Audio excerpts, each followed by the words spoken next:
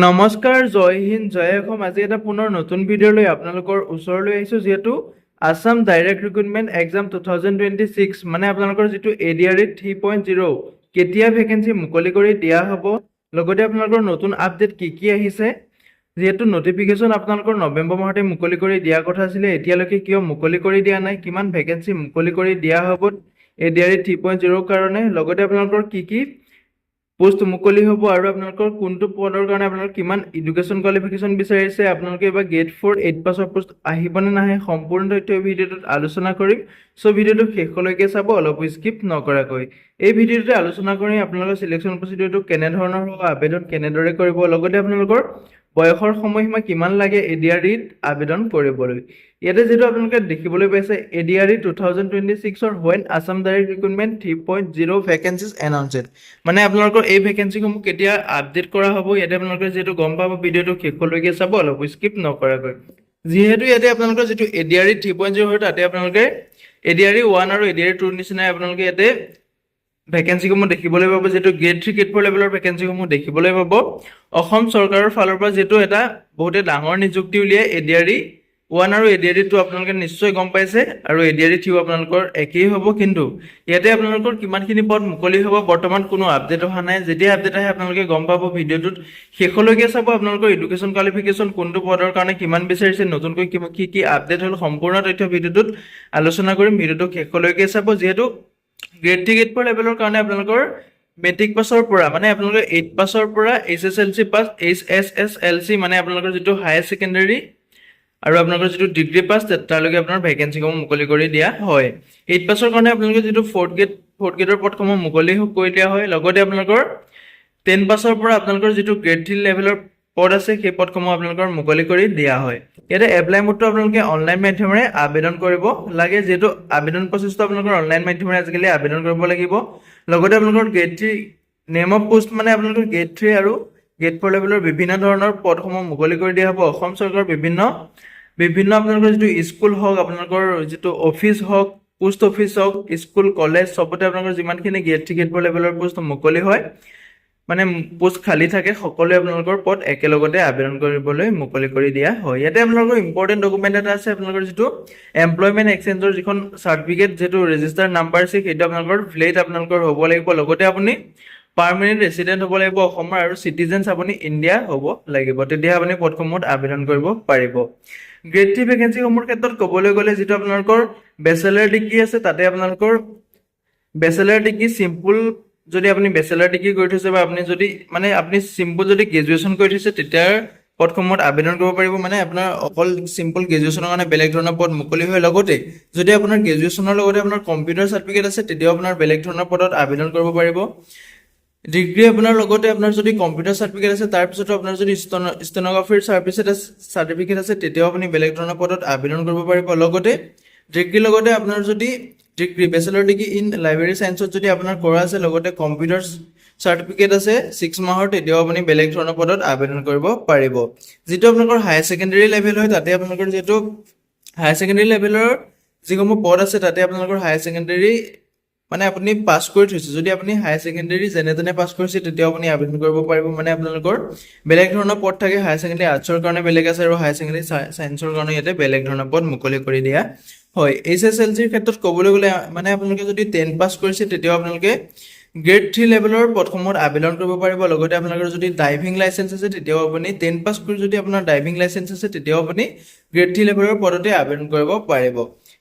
Grade 4 লেভেলৰ পদসমূহৰ ক্ষেত্ৰত ক'বলৈ গ'লে, গ্ৰেড 4 লেভেলৰ পদত আপোনালোকে যদি আপুনি মিনিমাম ক্লাছ 8 পাছ কৰি থৈছে, তেতিয়াও আপুনি পদসমূহত আবেদন কৰিব পাৰিব। লগতে আপুনি যদি মিনিমাম মেট্ৰিক পাছ কৰি থৈছে, তেতিয়াও আপোনালোকে গ্ৰেড 4 পদত আবেদন কৰিব পাৰিব। যদি আপুনি মেট্ৰিক পাছ কৰি ITI কৰি থৈছে, তেতিয়াও আপুনি গ্ৰেড 4 পদত আবেদন কৰিব পাৰিব। কিন্তু আপোনালোকে এতিয়া বেলেগ ধৰণৰ পদসমূহ মুকলি কৰি দিয়া হ'ব। ITI কাৰণে আপোনালোকৰ এতিয়া বেলেগ ধৰণৰ পদ আছে, আৰু যিখিনি আছে আপোনালোকৰ গ্ৰেড 4 লেভেলৰ 8 পাছৰ কাৰণে বেলেগ আছে, 10 পাছৰ কাৰণে বেলেগ আছে, 10 পাছ প্লাছ ITI কাৰণে আপোনালোকে ইয়াতে বেলেগ ধৰণৰ পদ দেখিবলৈ পাব। ইয়াতে যিহেতু আপোনালোকৰ যিটো ADRE 1.0 আপোনালোকে ভেকেন্সিসমূহ ইয়াতে দেখিবলৈ পাইছে, গ্ৰেড 3 কিমান আহিছিলে আৰু গ্ৰেড 4 কিমান আহিছিলে। যেহেতু এডিআৰই আপোনালোকৰ থ্ৰীত বেচেলাৰ ডিগ্ৰীত আপোনালোকৰ 8,331টা ভেকেঞ্চি মুকলি হৈছিলে আৰু হায়াৰ ছেকেণ্ডেৰী লেভেলত গ্ৰেড 3ত আপোনালোকৰ 3,690টা ভেকেঞ্চি মুকলি হৈছিলে। গ্ৰেড 3 মেট্ৰিক লেভেলৰ আপোনালোকৰ 1,120টা পদ মুকলি কৰি দিয়া হৈছিলে।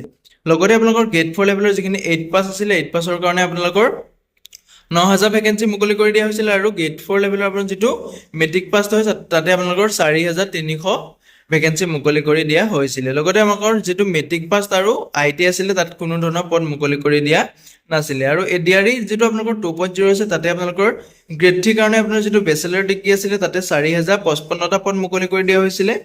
HSLC লেভেলৰ কাৰণে আপোনালোকৰ 3,127টা পদ মুকলি কৰি দিয়া হৈছিলে আৰু হায়াৰ ছেকেণ্ডেৰী লেভেলৰ কাৰণে আপোনালোকৰ 3,127টা পদ মুকলি কৰি দিয়া হৈছিলে। আৰু আপোনালোকৰ যিটো মেট্ৰিক পাছ আছিলে তাৰ কাৰণে আপোনালোকৰ 418টা পদ মুকলি কৰি দিয়া হৈছিলে। আৰু গ্ৰেড 4 কাৰণে আপোনালোকৰ যিহেতু 2,102টা পদ মুকলি কৰি দিয়া হৈছিলে যিটো আপোনালোকৰ ক্লাছ 8 পাছৰ হয়। আৰু গ্ৰেড 4 আপোনালোকৰ যিটো মেট্ৰিক পাছ আছে তাতে আপোনালোকৰ 1,088টা পদ মুকলি কৰি দিয়া হৈছিলে। আৰু এডিআৰই 2.0ত আপোনালোকৰ এটা নতুন পদ মুকলি কৰি দিছিলে HSLC প্লাছ ITI, মানে আপোনালোকৰ যদি মেট্ৰিক পাছ কৰি আপুনি ITI কৰিছে তেতিয়া আপুনি বেলেগ পোষ্টত আবেদন কৰিব পাৰিব। সেই পদত আপোনালোকৰ যেহেতু এডিআৰই 2.0ত আপোনালোকৰ গ্ৰেড 4 কাৰণে 1,833টা মানে 1,833টা পদ মুকলি কৰি দিয়া হৈছিলে।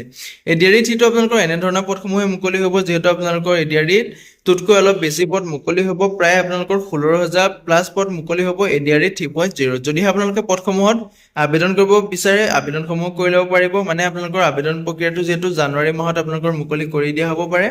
কিয় এবাৰ দেৰি হৈছে যিহেতু এডিআৰই 2.0 যিখিনি আপোনালোকৰ বৰ্তমান এপইণ্টমেণ্টসমূহ বিতৰণ কৰি দিয়া নাই। যিহেতু জানুৱাৰী 10 তাৰিখে এডিআৰই 2.0 আপোনালোকৰ যিসমূহ গ্ৰেড 3 লেভেলৰ আছে সেই পদসমূহৰ এপইণ্টমেণ্ট বিতৰণ কৰা হ'ব। আৰু গ্ৰেড 4 লেভেলৰ পদৰ যেতিয়াই নেকি এপইণ্টমেণ্ট মুকলি কৰি দিব তেতিয়া আপোনালোকে এডিআৰই 3.0 নটিফিকেশ্যন মুকলি কৰি দিয়া হ'ব। কিমানখিনি পদ মুকলি হয় সম্পূৰ্ণ তথ্য আপোনালোকে যিহেতু বৰ্তমান এতিয়া দিব নোৱাৰিম, বৰ্তমান একো নটিফিকেশ্যন অহা নাই, কিন্তু আপোনালোকে এক্সাম পেটাৰ্ণটো আপোনালোকে গম পাব পাৰিব। লগতে আপোনালোকৰ বয়সৰ সময়সীমাটো ইয়াতে দিয়া আছে, 18 বছৰৰ পৰা 40 বছৰ বয়সলৈকে আপুনি আবেদন কৰিব পাৰিব।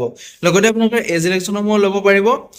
চিডিউল কাষ্ট হ'লে আপুনি 5 বছৰকৈ পাৰিব, চিডিউল ট্ৰাইব হ'লেও 5 বছৰকৈ পাৰিব, OBC MOBC হ'লে আপুনি 3 বছৰকৈ পাৰিব, আৰু আপুনি যদি এক্স ছাৰ্ভিচমেন হয় 2 বছৰকৈ ইলেকশ্যন পাব, আৰু যদি আপুনি PWD হয় তেনেহ'লে আপুনি 10 বছৰকৈ ইলেকশ্যন ল'ব পাৰিব। ইয়াতে আপোনালোকে এপ্লিকেশ্যন ফিজটো যিহেতু এডিআৰই যিটো ফাৰ্ষ্টতে আপোনালোকৰ এডিআৰই 1.0ত আপোনালোকৰ গ্ৰেড 3 যিখিনি পদ আছিলে তাতে আপোনালোকৰ 350 টকাকৈ এপ্লিকেশ্যন ফিজ কাটিছিলে যিসকল UR OBC MOBCৰ কেণ্ডিডেট আছিলে। আৰু যিসকল SC STP আৰু ST হিলছৰ কেণ্ডিডেট আছিলে তেওঁলোকৰ পৰা গ্ৰেড 3 পদৰ কাৰণে 250 টকাকৈ এপ্লিকেশ্যন ফিজ কটা হৈছিলে। আৰু গ্ৰেড 4 পদৰ কাৰণে যিসকল UR OBC MOBC আছিল তেওঁলোকৰ পৰা 200 টকাকৈ এপ্লিকেশ্যন ফিজ কটা হৈছিলে। আৰু SC ST PHৰ কাৰণে আপোনালোকৰ যিহেতু 150 টকাকৈ এপ্লিকেশ্যন ফিজ কটা হৈছিলে।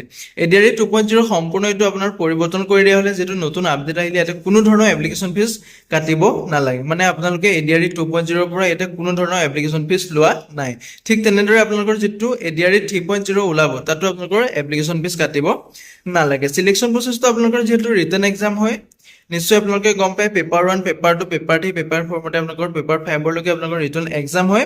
পেপাৰ 1ত যিহেতু আপোনালোকৰ 10 পাছৰ যিখিনি লেভেল আছে গ্ৰেড 4 লেভেলৰ সেই পদসমূহৰ আপোনালোকৰ যিহেতু এক্সাম অনুষ্ঠিত কৰা হয়। আৰু পেপাৰ 2ত আপোনালোকৰ যিটো 8 পাছৰ গ্ৰেড 4 লেভেলৰ পোষ্ট আছে সেই পদসমূহৰ এক্সাম পতা হয়। আৰু পেপাৰ 3ত যিখিনি আপোনালোকৰ 12 লেভেলৰ হয় গ্ৰেড 3 মানে হায়াৰ ছেকেণ্ডেৰী পাছ কৰি গ্ৰেড 3 লেভেলৰ হয় তেওঁলোকৰ এক্সাম পতা হয়। আৰু পেপাৰ 4তো আপোনালোকৰ যিটো বেচেলাৰ ডিগ্ৰী মানে আপোনাৰ গ্ৰেজুৱেশ্যন লেভেলৰ যিখিনি গ্ৰেড 3 লেভেলৰ পদ আছে তাতে আপোনালোকে পেপাৰ 4ত পতা হয়। আৰু পেপাৰ 5ত আপোনালোকৰ যিটো মেট্ৰিক লেভেলৰ আছে গ্ৰেড 3 লেভেলৰ মানে আপোনাৰ 10 পাছ কৰি যিটো গ্ৰেড 3 লেভেলৰ পদ এপ্লাই কৰা সেই পদটোত আপোনালোকৰ পেপাৰ 5ত আপোনাৰ এক্সামটো অনুষ্ঠিত কৰা হয়।